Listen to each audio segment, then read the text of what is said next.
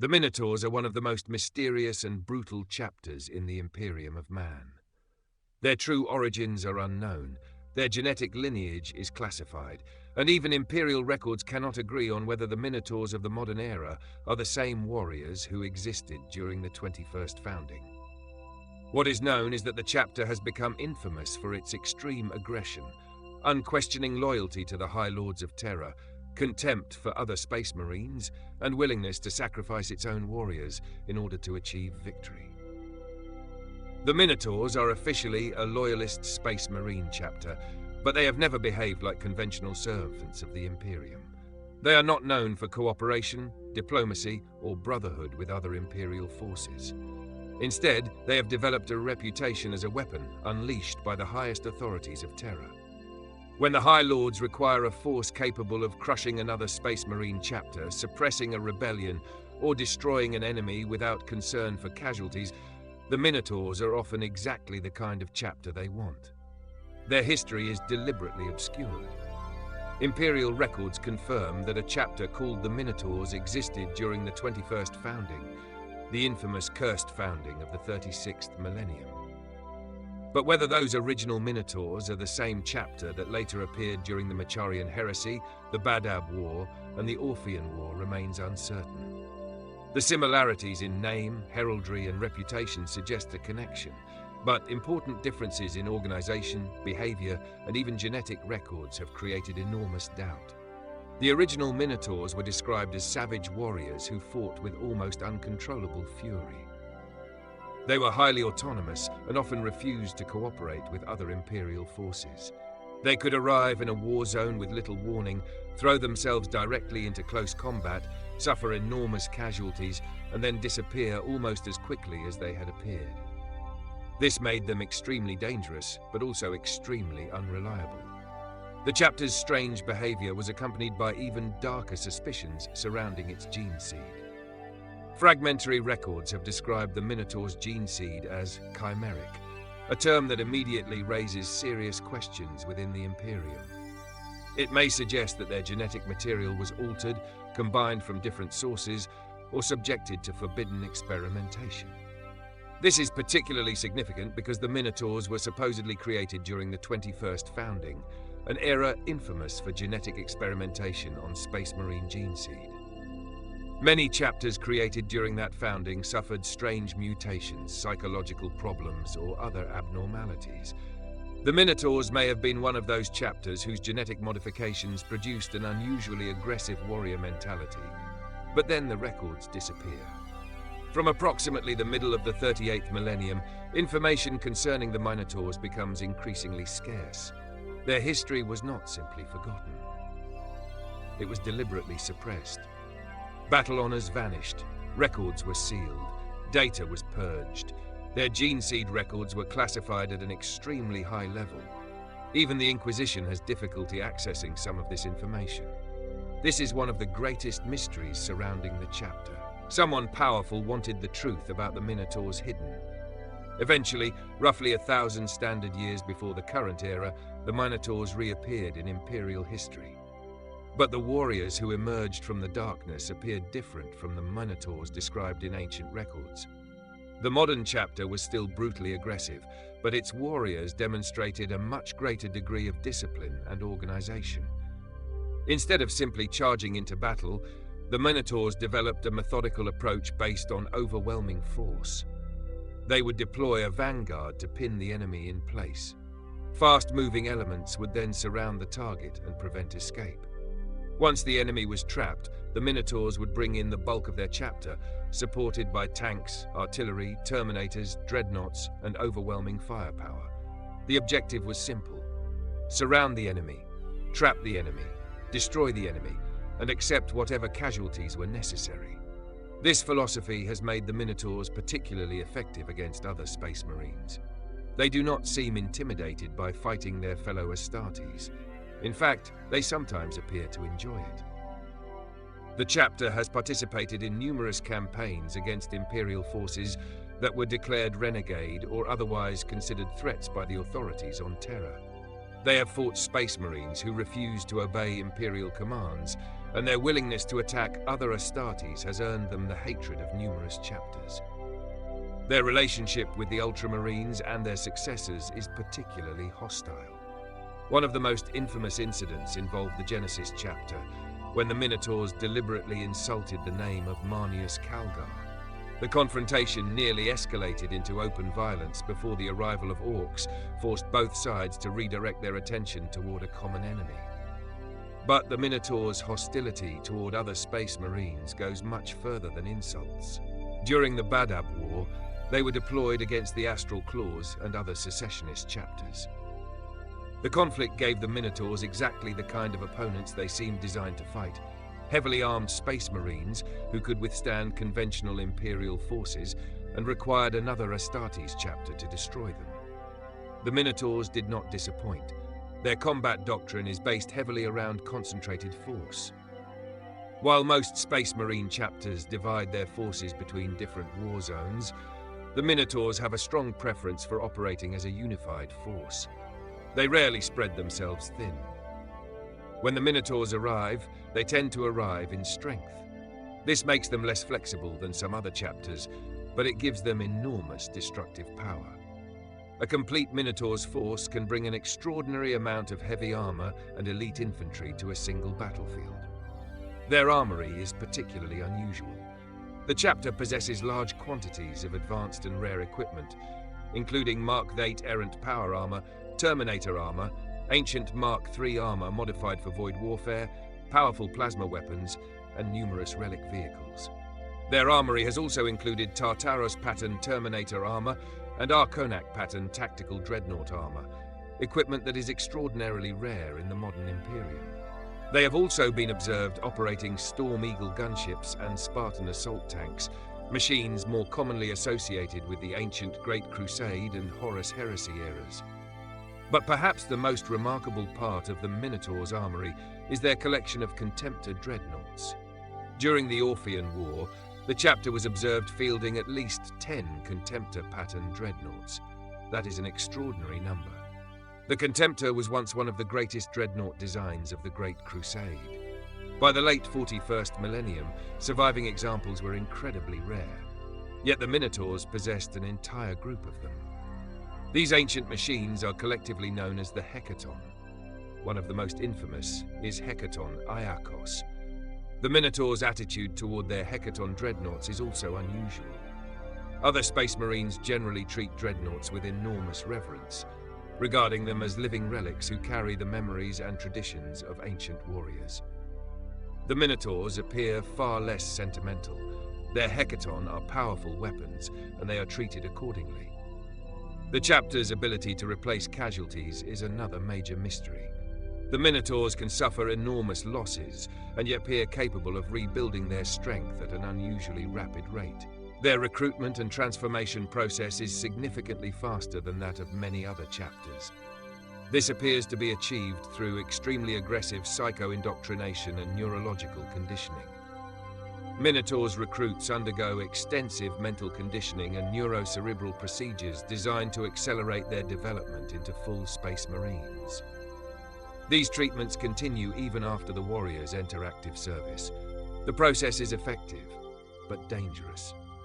The Minotaurs are essentially manufacturing warriors at an accelerated rate, sacrificing some of the slower development and battlefield experience that the chapters consider essential to creating a balanced Astartes. This fits perfectly with their overall philosophy. The Minotaurs do not appear to view casualties in the same way as many other Space Marines. To the Minotaurs, victory is what matters. If 10 warriors must die to kill an enemy, they will do it. If 100 must die, they will do it.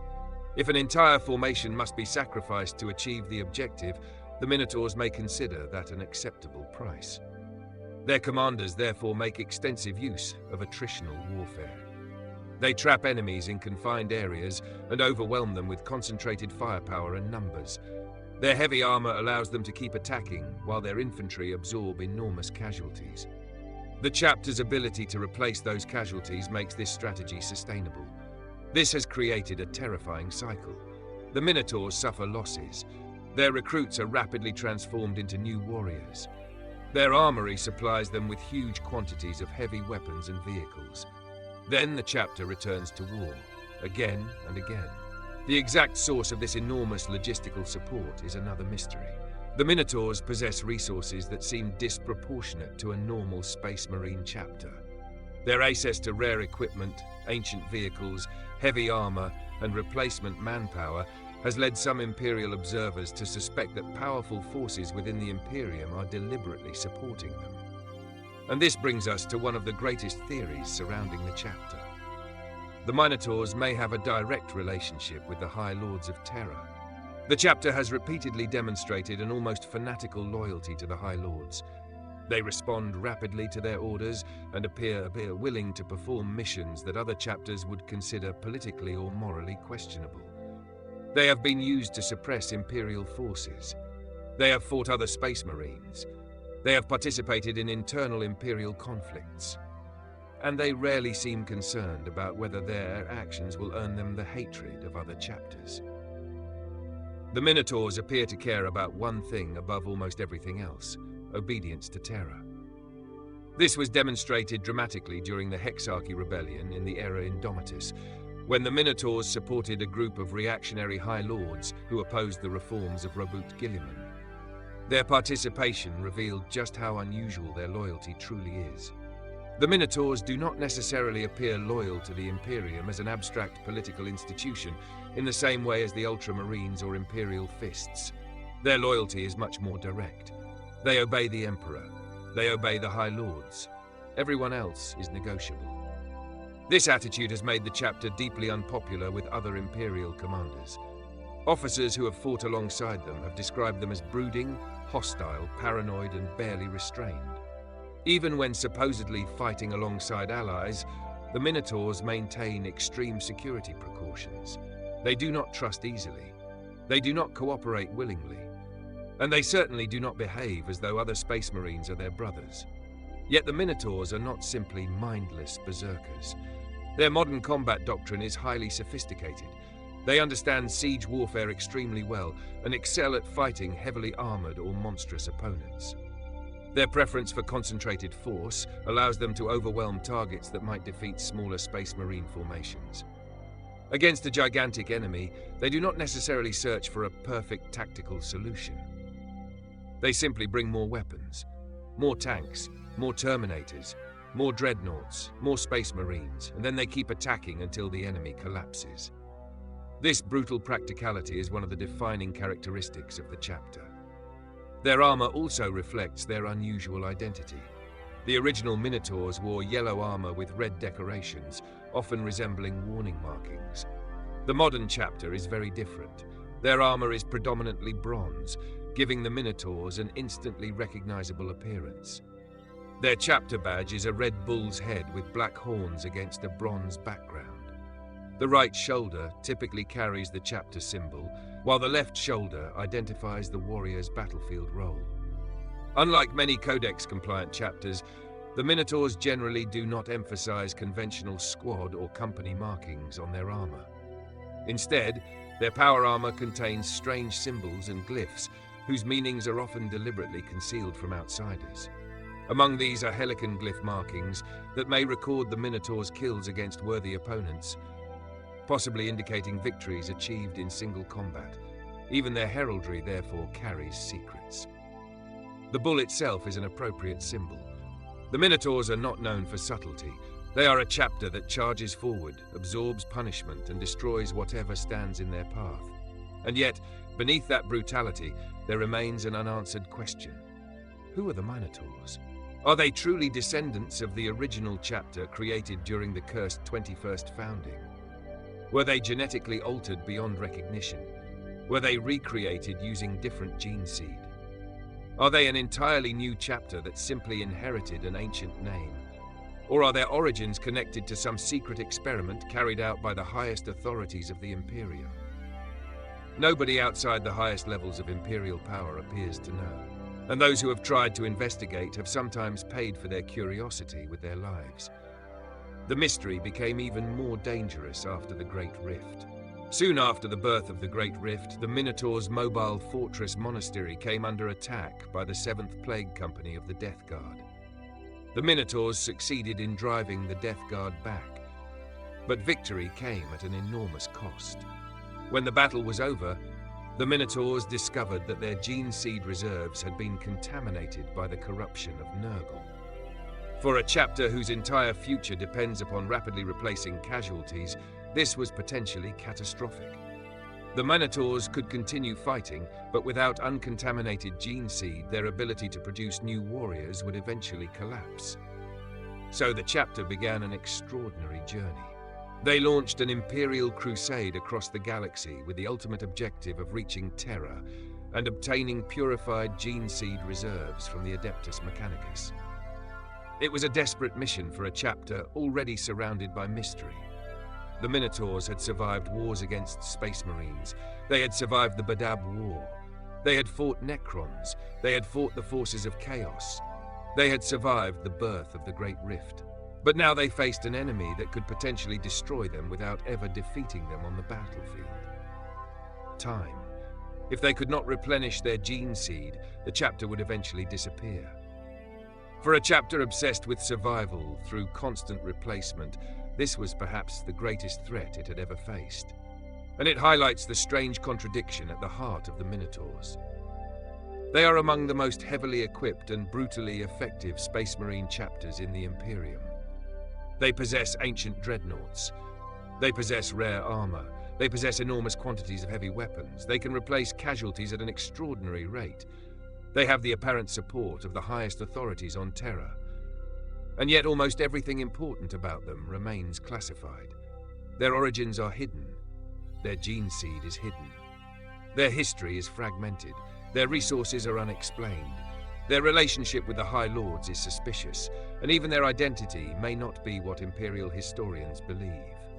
The Minotaurs are therefore more than simply another Space Marine chapter. They are an Imperial weapon whose creator, purpose, and true history may never be fully revealed. They are the warriors sent when diplomacy has failed. They are the Space Marines sent against Space Marines. They are the chapter that can arrive in overwhelming numbers, destroy its target with brutal efficiency, accept staggering casualties, and then disappear back into the darkness of Imperial space. And perhaps the most disturbing thing about the Minotaurs is that they do not seem particularly interested in being understood. They do not seek glory. They do not seek friendship. They do not seek recognition from their fellow Astartes. They serve the Emperor. They obey Terra. And when the order comes, the Minotaurs go to war.